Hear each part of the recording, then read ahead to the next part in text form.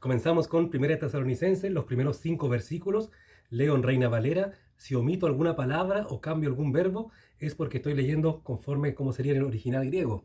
Dice: Pablo, Silvano y Timoteo, a la iglesia de los tesalonicenses, en Dios Padre y en el Señor Jesucristo, gracia y paz sean a ustedes. Apuntes que podemos tomar acá. Pablo, Silvano y Timoteo eran el equipo en 2 Corintios 1:19. Silvano se refiere al mismo Silas que aparece en Hechos 15 y también es encarcelado en Filipos junto a Pablo en Hechos 16. Ojo con esto, a la iglesia de los tesalonicenses, a la eclesía. Así que eso del cristianismo en casa, de que yo soy cristiano y me congrego en mi casa, no, salvo que tu casa sea una iglesia garage, como se llama, cuando comienzan las obras, etc. Cuando dice gracia y paz sean a ustedes, es porque en esa época era el saludo más usado, porque mezclaba el gracia, que era algo que utilizaban mucho los griegos, charis, si no me equivoco en el griego, y paz, está de más recordarlo, el shalom. Y ojo que esto no es una imposición de saludo bíblico, porque de repente hay personas que dicen, no, usted tiene que saludar así, gracia y paz, hermanos, ¿cómo están? O shalom, ¿qué tal? No. Esta es una carta, él está saludando de esta forma, porque así que es bueno aclararlo. Vamos a ver algún apunte que les pueda compartir, otro más, ¿no? Sigamos al segundo. Dice: damos gracias siempre a Dios por todos ustedes, haciendo memoria de ustedes en nuestras oraciones. Sí, Reina Valera, de repente leo el ustedes y no vosotros, pero ahí está. Lo voy a leer de nuevo con el vosotros porque es necesario en esta ocasión leerlo en español madre y no en español latino. Van a ver después por qué. Damos gracias siempre a Dios por todos vosotros, haciendo memoria de vosotros en nuestras oraciones. Damos siempre gracias, dice Reina Valera, pero damos gracias en un solo verbo. Y qué interesante, y yo lo que veía hoy día, esto, porque imagínense, damos gracias, en la oración no solamente hay que pedir, también hay que agradecer. Como dice la acción de gracias que habla Pablo en Filipenses 4, a esto se refiere. Agradecer. ¿Y por qué ellos agradecían por Tesalónica? Bueno, recordemos que en Hechos 17, en la escuadra o el team evangelístico llega a Tesalónica y arma a la iglesia, pero tienen que correr hacia Berea. Por lo tanto, tienen que haber estado orando: Señor, acompáñalos, nosotros no estamos con ellos, pero ayúdales. Y luego cuando reciben el reporte de que Tesalónica está creciendo, gracias, Señor, por las oraciones contestadas, muchas gracias por ellos, etcétera. Vamos a ver, haciendo memoria de ustedes en nuestras oraciones, ¿sí? Y esto es algo que, por ejemplo, cuando tú lees Efesios 5:20, esto tú tienes que hacerlo en público y en privado, el agradecer siempre por los hermanos. No hay que tener vergüenza, no hay que darle nomás, agradecer la obra de los hermanos. Vamos a ver otro apunte que te puedo compartir. No. Vamos a pasar ahora al versículo 3. Llegamos a la mitad de este estudio. El versículo 3 del capítulo 1 dice: acordándonos sin cesar delante del Dios y Padre nuestro de la obra de vuestra fe, del trabajo de vuestro amor y de vuestra constancia en la esperanza en nuestro Señor Jesucristo. Miren, acordándonos sin cesar. Aquí está la respuesta a cuando tú ves en esta carta, en el capítulo 5, oren sin cesar. Siempre dice, pero es imposible. Hay que dormir, hay que comer, hay que trabajar. ¿Cómo podemos orar sin cesar? Cuando tú ves la escritura, versículo a versículo, en su contexto, completamente esta carta, aquí ya tienes un entendimiento de a qué se refiere orar sin cesar. No parar el agradecimiento. No parar el agradecimiento, querido hermano. Y después va a aparecer esto, también en el capítulo 2, versículo 13 de esta misma carta, también aparece otro sin cesar. Y ahí tú entiendes por qué el Señor pide esto que parecía imposible, orar sin cesar. No, ahí te está dando las cosas que tú siempre tienes que tener en tu estado de oración, en tu tiempo de oración. En el original griego es una sola palabra que sería como acordándonos incesantemente, por decir algo así, pero también se puede traducir sin cesar, es un sinónimo, digamos, delante del Dios y Padre nuestro, de la obra de vuestra fe, ¿ya?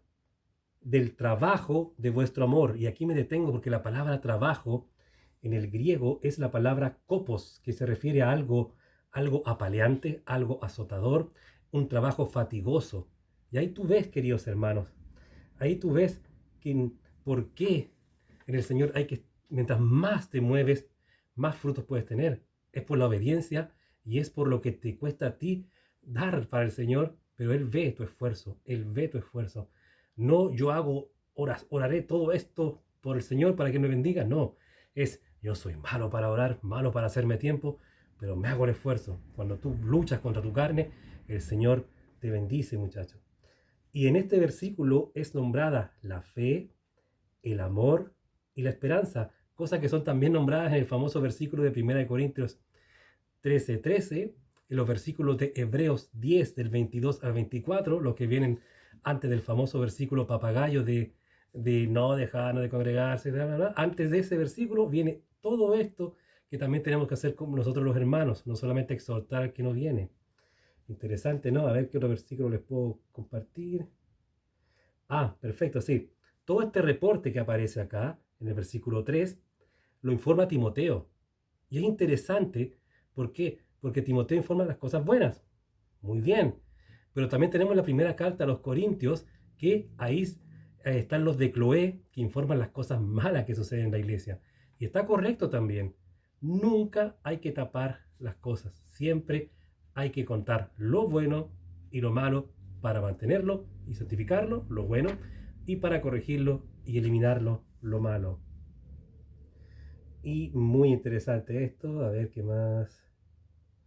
Sí, así continuando, vuestro amor, ágape en el griego, o sea, el amor del corte divino, ven, ya el trabajo es algo fatigante.